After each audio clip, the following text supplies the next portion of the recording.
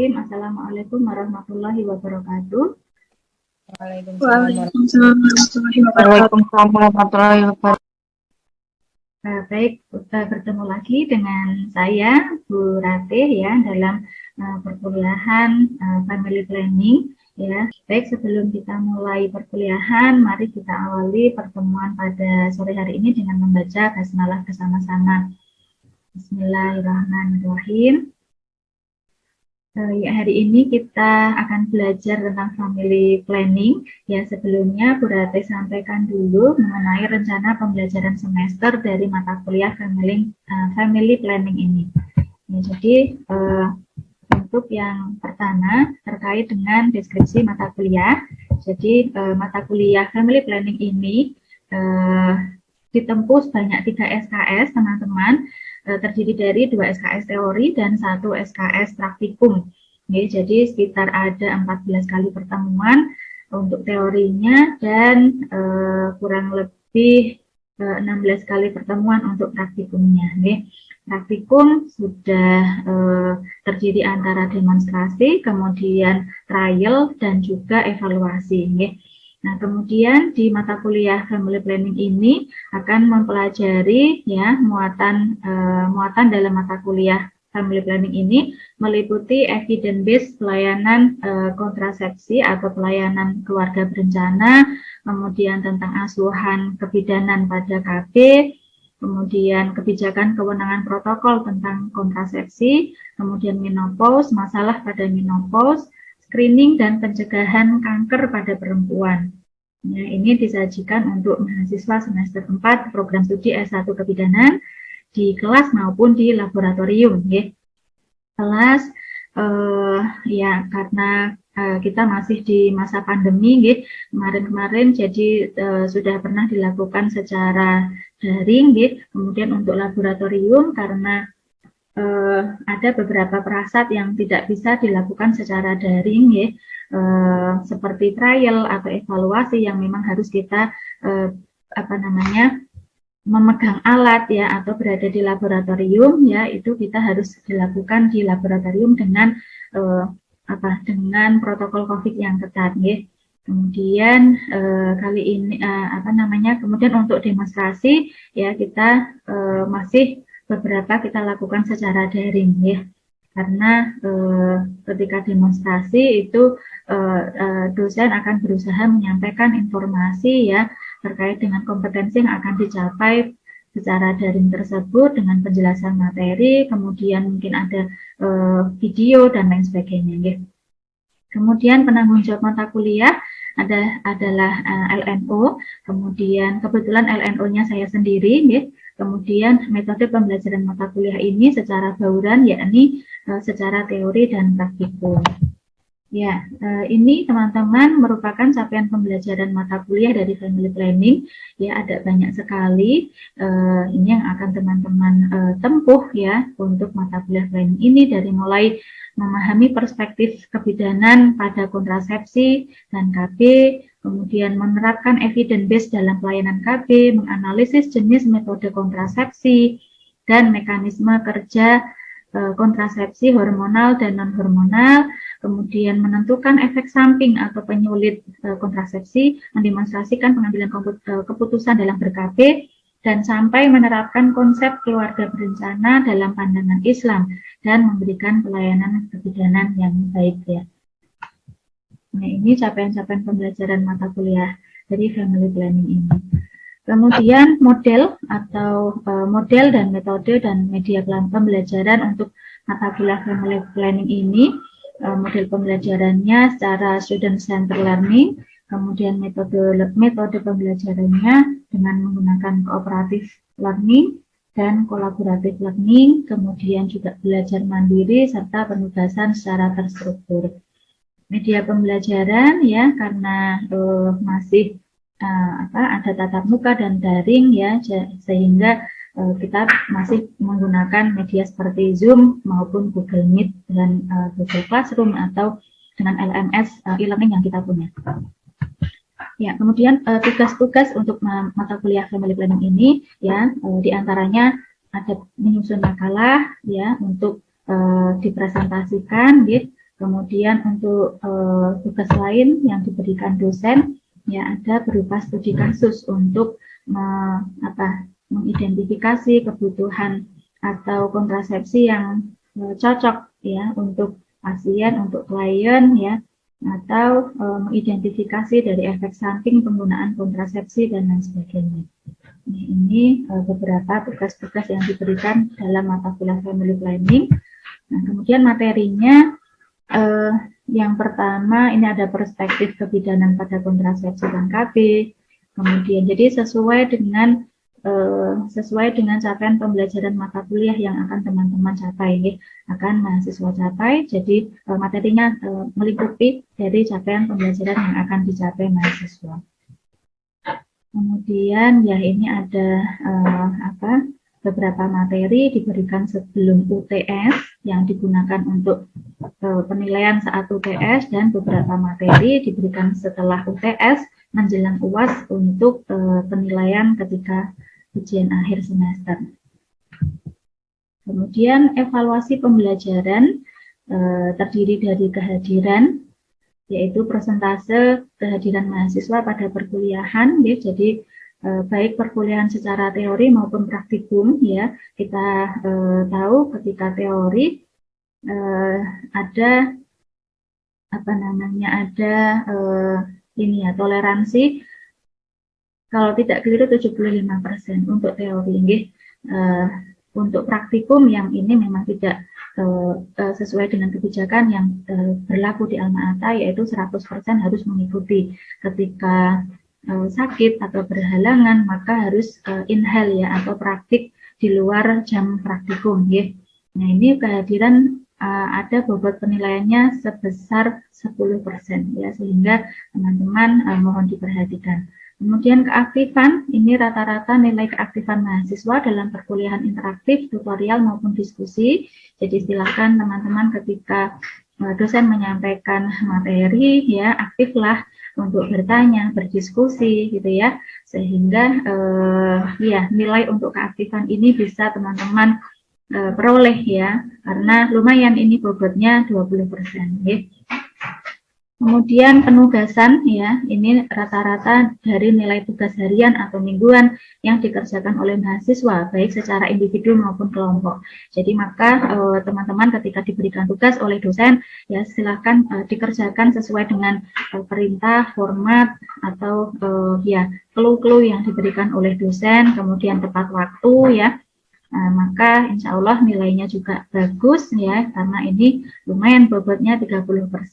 Kemudian evaluasi pembelajaran yang terakhir diambil dari nilai ujian tengah semester maupun akhir semester, ini dengan bobot 40% ya. Maka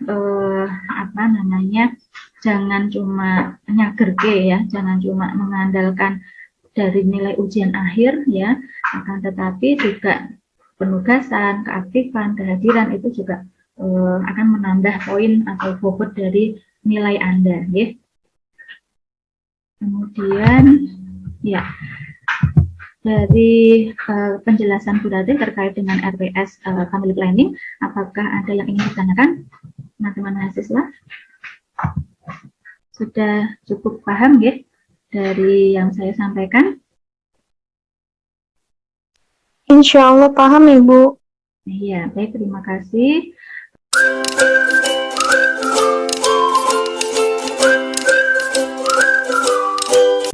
Jadi di checklist ini membantu teman-teman untuk memudahkan melakukan konseling KB karena sudah ada butir yang dinilai. Jadi harapannya teman-teman ketika melakukan praktikum ya, praktik segala perasat ya, pelajarilah atau sesuai dengan checklist ya, urut ya, bisa jadi memang tidak ada yang tidak urut, tetapi sebagian besar ini bisa dilakukan secara urut ya. Lakukanlah dengan urut ya. Yang pertama ya, jangan lupa kita mengucapkan salam ya. Ini berarti sudah ini ya, belajar mendemonstrasikan ya, sudah mulai mendemonstrasikan berdasarkan checklist. Assalamualaikum, perkenalkan Ibu, nama saya Bidan Rati. Kebetulan saya yang sedang bertugas pada sore hari ini ya di Puskesmas Melati. Ya, Ibu silakan duduk, Bapak juga silakan duduk, Pak. Oke, santai mawon, Ibu. Ya, baik. Apakah ada yang ingin, ada yang bisa saya bantu? Mungkin apa tujuan Bapak Ibu tindak mriki gitu kan? Kemudian ya nomor 2 itu sudah tercermin dari sikap Anda ketika melakukan ini ya pelayanan gitu, dengan melakukan komunikasi dengan ramah, sabar, teliti, tanggap dengan keluhan Ibu. Kemudian jangan lupa mencuci tangan, kemudian keringkan dengan handuk pribadi ya, sebelum maupun sesudah melakukan tindakan. Kemudian ya, kemudian ketika tadi kita sudah tanyakan ya keperluan Ibu atau tujuan Ibu dalam kunjungannya kali ini ya, misalnya tadi sudah saya contohkan. Iya Bu Bidan, saya datang ke sini ya karena saya ingin menggunakan alat kontrasepsi. Kebetulan ini saya baru selesai nifas dan ini anak saya yang pertama, jadi saya ingin menyusui minimal ASI eksklusif ya selama 6 bulan.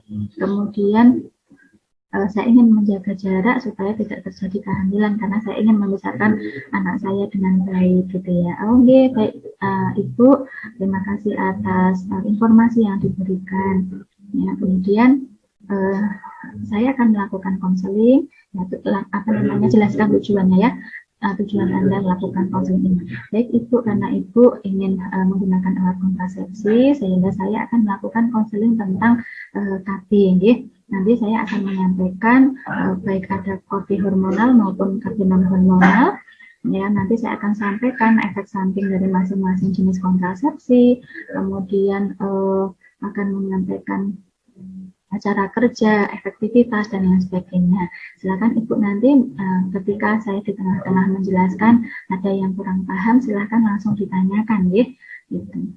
Kemudian Ibu sebelum kita mulai konseling, nanti kita awali dengan membaca basmalah bersama-sama.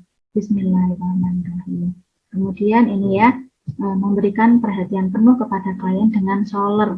Shoulder ini yang pertama adalah swirly dan smile ya, menghadap ke klien dan senyum. Jadi jangan kalau melakukan konseling itu sambil lihat HP atau sambil nyatet apa gitu ya, boleh kita sambil mencatat karena memang tadi alat bahan yang disiapkan ketika konseling adalah catatan ya, tetapi bukan terus kita mencatat terus tanpa nanya sambil nyatet gitu, tapi juga ketika bertanya kita usahakan memandang ya, memandang karena ini ada di ini ya, eye contact ya, di poin D itu kontak mata atau tatap muka sesuai dengan cara dan budaya setempat. Jadi jangan yang terus harus menatap matanya gitu ya, enggak. Jadi sesekali kita boleh sambil mencatat, kemudian lihat lagi, kemudian catat lagi gitu ya. Jadi supaya membangun kepercayaan klien kepada kita sehingga apa yang diinformasikan itu dapat dapat dengan secara mendalam gitu ya, sehingga kita dapat menentukan, membantu apa kontrasepsi yang cocok untuk klien. Kemudian ketika konseling kita juga ekspresi mukanya menunjukkan sikap terbuka dan tidak menolak. Okay? Kemudian tubuh condong ke klien ya, jadi tidak boleh sambil gini lah, sambil miring-miring ya, tetapi ya sambil condong ke klien ya. Gimana Ibu? Ya, ada yang bisa saya bantu? Oh iya, gini gitu ya. Jadi jangan terus tidak condong ke klien ya. Sesering mungkin tubuh kita condong ke klien. Kemudian eye contact tadi ya, kontak mata. Kemudian relax dan bersahabat. Jadi jangan yang tegang. Kemudian ya, selingi dengan guyon-guyonan yang akan menimbulkan persahabatan itu terjalin ya. Jadi lebih rileks lagi. Kemudian yang selanjutnya ketika prinsip solar ini sudah kita pegang ya, kita menggali permasalahan klien ya. Menggali tadi sudah ada di prinsip yang gather dan 17 tadi ya. Ditanyakan tanyakan permasalahannya klien, kemudian gali apa yang diketahui oleh klien, misalnya kontrasepsi apa, alat kontrasepsi apa yang Ibu ketahui. Kemudian misalnya jawab pil atau saya tahunya pil dan suntik KB yang 3 bulan itu Bu Bidan. Oh nggih. Yang Ibu tahu tentang pil apa saja nggih? Ya, ya harus diminum tiap hari, nggak boleh lupa. Terus apa namanya? Katanya itu bisa tumbuh jerawat gitu ya. Terus itu aja kalau pil saya tahunya. Kalau suntik 3 bulan itu ya harus kembali tiap 3 bulan. Terus eh, apa sering tidak menstruasi. Terus apa namanya ini jadi nafsu makannya meningkat. Ya itu kebutuhan yang saya tahu. Oh nggih, baik. Terima kasih atas informasinya Bu. Jadi saya akan ini ya menjelaskan lebih detail terkait dengan pengetahuan yang Ibu berikan tadi dan atau informasi yang Ibu berikan. Jadi kemudian ini ya mengklarifikasi masalah yang dikeluhkan. Jadi tapi kalau apa namanya pil itu ya saya kalau menyusui apakah bisa terus terus saya tuh ya kadang-kadang sok lupa ya tapi saya juga nggak mau nanti kalau berat badan saya tuh tambah terus kalau pakai suntik gitu itu gimana ya Bu Bida. Nah maka dari situ dari situ nanti kita bisa menjelaskan jenis-jenis kontrasepsi apa saja, kemudian apa namanya ya ini ya terkait dengan efek samping, efektivitas, cara kerja, keuntungan, indikasi cara menggunakan gitu ya. Tapi ini karena ini topiknya konseling teman-teman, jadi untuk penjelasan tentang alat kontrasepsi ini secara detail saya tidak memaksa untuk benar 100% gitu, karena yang penting di konseling ini saya lebih menilai ke prosesnya. Teman-teman apakah menerapkan prinsip Scholar, apakah menerapkan prinsip Gather atau 17 tersebut. Terkait dengan lebih penjelasan ini ya, penjelasan macam-macam atau jenis kontrasepsi, misalnya ada yang keliru itu tidak saya nilai ini karena ini kaitannya dengan konseling.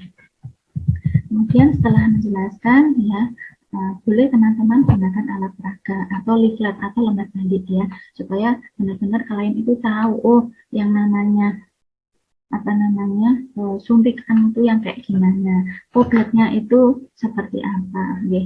Misalnya menjelaskan apa kondom, oh kondom itu yang bentuknya bagaimana, dipasang di mana. Nah itu jangan sampai nanti keliru gitu ya, karena ada yang pernah keliru gitu ya Bu Bidan menggunakan alat peraganya menggunakan jempol Bu, kondomnya dipasang di sini ya. Nah, dipasang kalau sudah gini terus dipasang. Nah, sampai rumah dipraktekkan. Kemudian datang lagi, Bu saya kok telat ya, ternyata hamil ya.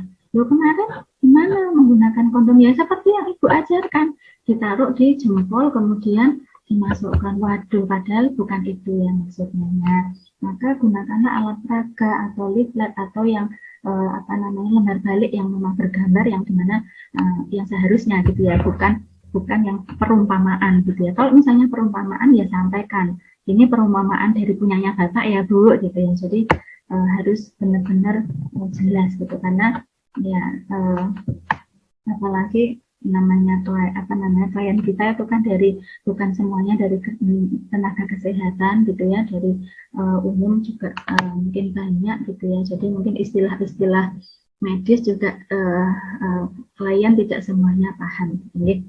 Nah kemudian memberikan kesempatan pada ibu untuk menanyakan kembali atau menyampaikan pendapat lain. Ya, jadi ketika sudah kita jelaskan, kemudian beri kesempatan ibu untuk bertanya kembali. Ibu, dari yang saya jelaskan tadi, apakah ada yang belum jelas? Atau ibu ada pendapat lain nih, gitu, terkait dengan jenis-jenis kontrasepsi yang saya berikan. Atau tadi ibu kan pengen pilih KB. Nah dari sini, dari yang saya jelaskan, mungkin ibu berubah pikiran, ingin menggunakan yang lain selain pil KB misalnya gitu ya. Kemudian lakukan umpan balik di sini supaya tahu betul-betul informasi yang kita sampaikan itu apakah betul-betul dipahami oleh klien gitu ya, dengan cara menanyakan kembali. Oke Ibu, jadi Ibu benar ini ya yakin memilih pil KB. Oke, tadi kan sudah saya tanyakan ya Bu ya, pil KB itu cara kerjanya dengan ini. Kemudian kalau efek sampingnya tadi apa saja Bu? Gitu. Nanti klien menjelaskan. Oh ya bagus Ibu.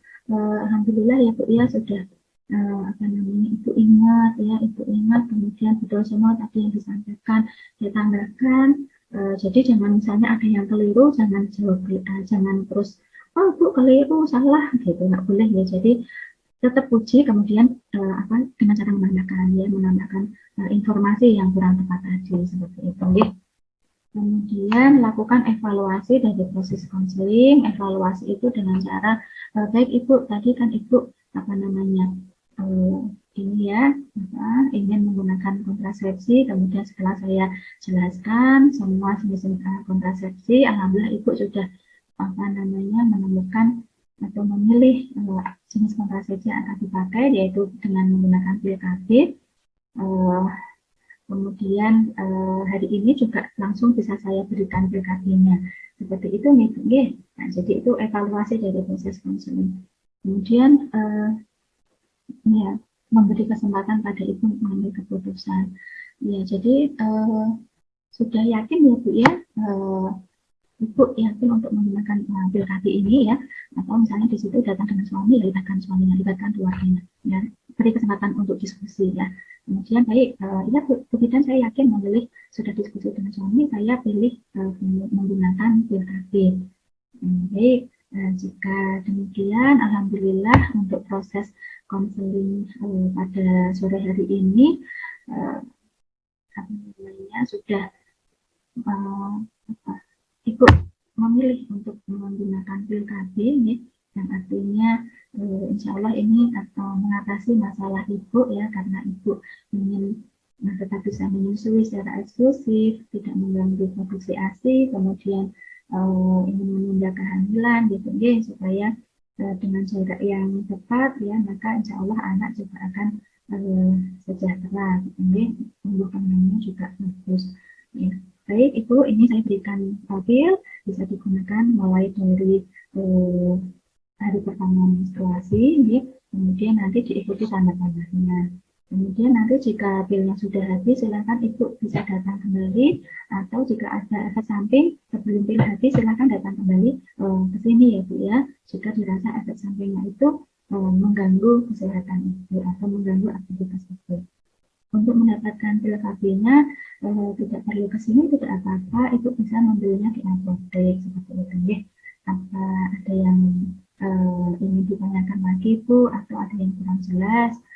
Tidak ada Bu Bidan, terima kasih, insya Allah sudah jelas. Baik, terima kasih. Jika tidak ada yang ditanyakan lagi, mari kita akhiri konseling pada sore hari ini. Alhamdulillah Ibu ya, alhamdulillah rabbil alamin. Terima kasih atas kerjasamanya Ibu. Kemudian ini ya, mengucapkan salam. Kemudian cuci tangan. Ya, seperti itu proses konseling ya, cukup mudah ya.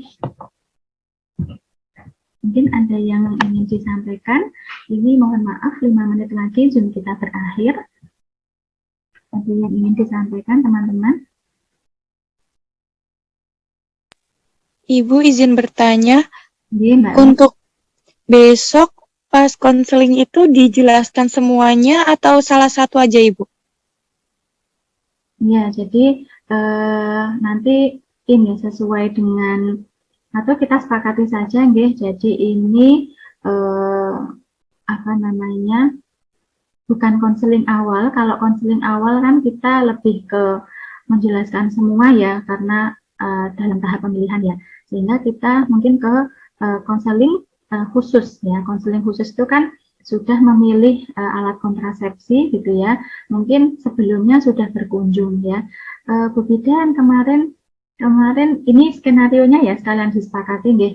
Skenarionya kemarin kan sudah yang kunjungan awal itu Bu Bidan sudah menyampaikan beberapa alternatif atau jenis-jenis kontrasepsi. Nah, setelah saya diskusikan dengan suami dan keluarga, ini saya cenderung ke kontrasepsi IUD Bu Bidan. Oh nggih, baru kalian nanti menjelaskan secara jelas ini ya, kontrasepsinya tadi misalnya terkait dengan efek samping IUD, efektivitas, cara kerja seperti itu. Kemudian nanti lembar baliknya juga langsung dituju yang untuk IUD. Ini Ibu, terima kasih. Ya, nanti teman-teman ketika trial atau evaluasi nanti insya Allah akan dijadwalkan di lab. Maka kalau di lab nanti bisa teman-teman menggunakan lembar balik. Karena ya nanti kalau misalnya langsung evaluasi maka beberapa menit saya gunakan untuk sosialisasi penggunaan lembar balik dulu biar teman-teman tidak bingung ya ketika evaluasi. Seperti itu Mbak Mi, ada lagi? Ini Ibu, sampun. Ya, teman-teman ada lagi yang ingin disampaikan?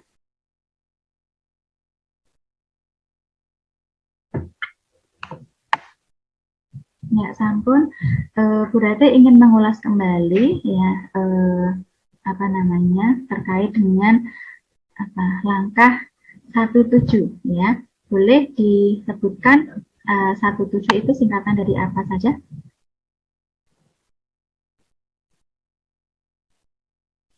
Tanya apa, Sa? Sapa salam dan salam. Salam. Kemudian T-nya apa? Tanya. Satu, U-nya? Uraikan. Kemudian tu? Bantu. Kemudian J? Jelaskan. Dan kemudian U yang terakhir? Kunjungan ulang. Alhamdulillah untuk pertemuan praktikum demonstrasi konseling KB hormonal dan non hormonal insya Allah teman-teman sudah memahami. Silahkan nanti sebelum evaluasi atau sebelum trial teman-teman mempelajari checklistnya kembali supaya nanti di lab langsung bisa praktek atau mempraktekkan yang hari ini kita demonstrasikan bersama. Seperti itu. Terima kasih. Mohon maaf apabila dalam menjelaskan ada kekeliruan, ada yang tidak berkenan. Saya mohon maaf. Kemudian, ya, mari kita akhiri dengan membaca hamdalah bersama.